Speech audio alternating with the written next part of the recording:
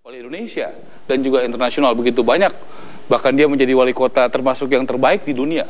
Pada saat dia menjadi gubernur, 2 tahun ini begitu banyak perubahan.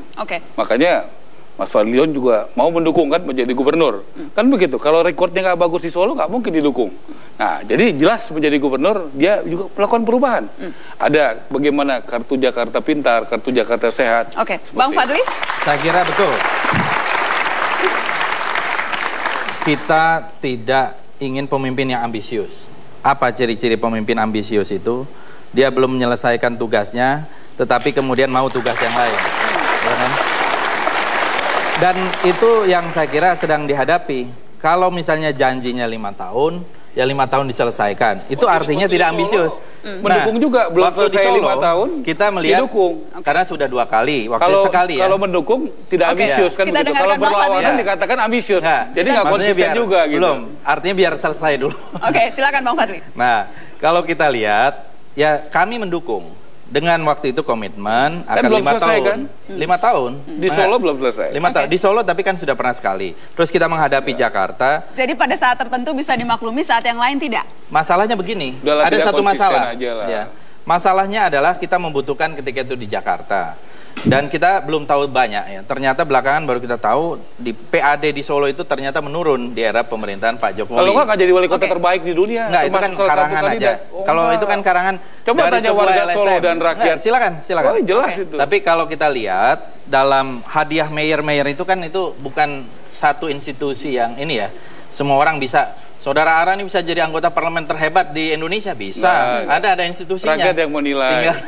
Nah, justru itu. Jadi kalau kita lihat, kalau tadi dikatakan ambisius, ya ambisius itu. Kalau misalnya kita menggunakan 3 kriteria untuk menentukan pemimpin, rekam jejak termasuk rekam jejak kepemimpinan yang tadi Anda sebutkan, karakter personal, kemudian visi misi. Karena saya tahu Anda berdua adalah orang yang dekat dan mengenal secara dekat. 2 sosok ini, Anda dekat dengan Pak Jokowi, Anda dekat dengan Pak Prabowo. Saya dekat juga dengan Pak Jokowi. Dekat juga. Berarti Anda bisa menggambarkan karakter personalnya untuk orang-orang yang hanya bisa melihat dari layar kaca. Kalau menurut saya Pak Prabowo itu karakter apa adanya. Ya, kalau dilihat dari backgroundnya, dia adalah latar belakang militer, ada ketegasan dan disiplin. Pak Prabowo selalu mengatakan bedanya tentara dengan gerombolan itu disiplin, sehingga kedisiplinan itu menjadi satu faktor yang penting. Nah, ini kemudian yang sering ditangkap oleh orang lain, misalnya seolah-olah misalnya ada emosional. Tidak, ini bukan emosional dan temperament, ini masalah gaya. Bung Karno itu juga seorang yang sangat mental dalam arti lain. Kalau Bung Karno itu Amerika kita setrika, Inggris kita ligis katanya. Pak Prabowo marah gimana? Pak Prabowo masih pakai pantun gitu ya. Jadi saya ingin klarifikasi satu hal, kalau marah lempar handphone? Nggak pernah. Tidak pernah. Saya selama berkawan dengan Pak Prabowo ya sejak 20 tahun lebih ya.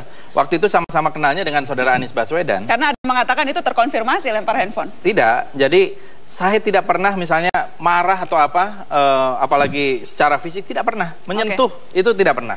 Ya, tapi kalau kepada tentara memang aturannya lain supaya mereka tuh disiplin dan ada anak buah kadang-kadang yang itu terbawa tidak Bang Fadli? Tidak. Sama sekali tidak. Saya ingin minta tanggapan dari Bung Ara soal tadi karakter yang digambarkan oleh Fadlizon soal Prabowo. Itukah juga Prabowo yang Anda kenal?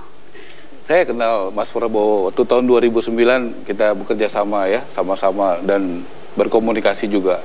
Rakyat saya rasa dengan bantuan media sosial, media dan sebagainya, ini sudah begitu banyak terbuka dan tahu bagaimana kepribadian antara Mas Prabowo dan Mas Jokowi. Ada salah satu yang kemudian sempat disebut masuk dalam persepsi orang terhadap sosok Prabowo dan juga Jokowi. Saya akan sebutkan yang Prabowo dan nanti yang Jokowi. Disebutkan temperamental dan terkadang melakukan kekerasan. Anda sependapat dengan persepsi itu?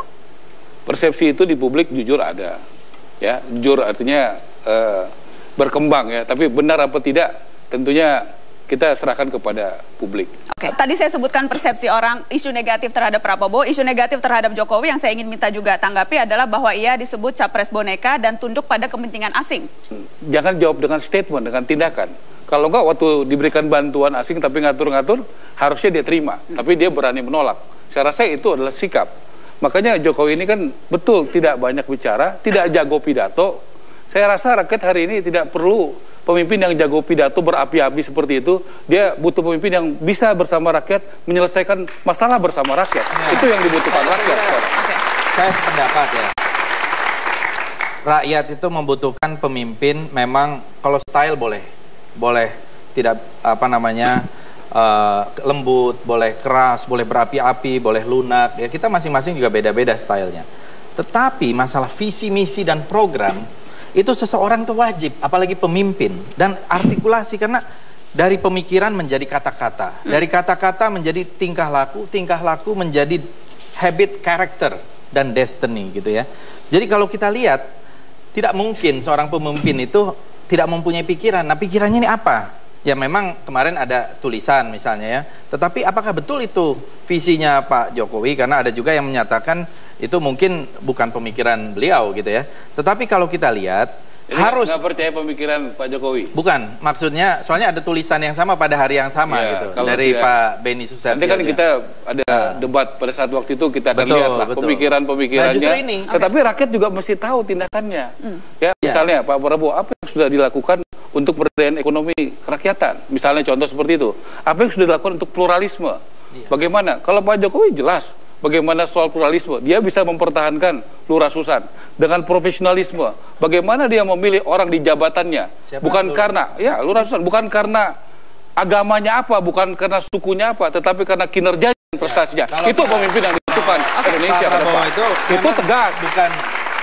Belum menjadi pejabat negara sejak beliau pensiun. Makanya nggak ada record gitu. Kalau bicara proses, Jokowi wali kota, gubernur. Mengembangkan civil society. Civil society itu di sektor pertanian, kita melakukan advokasi, kemudian sebagai ketua asosiasi pedagang pasar melakukan Indonesia juga sekarang menjadi pasar. Ya, kemudian juga menjadi ketua umum IPSI.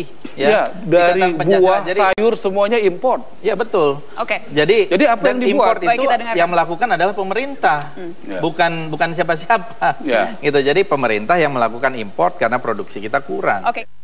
Bagi-bagi kursi, bagi-bagi tidak ada. Ya, kita berbicara dengan P3, dengan PK.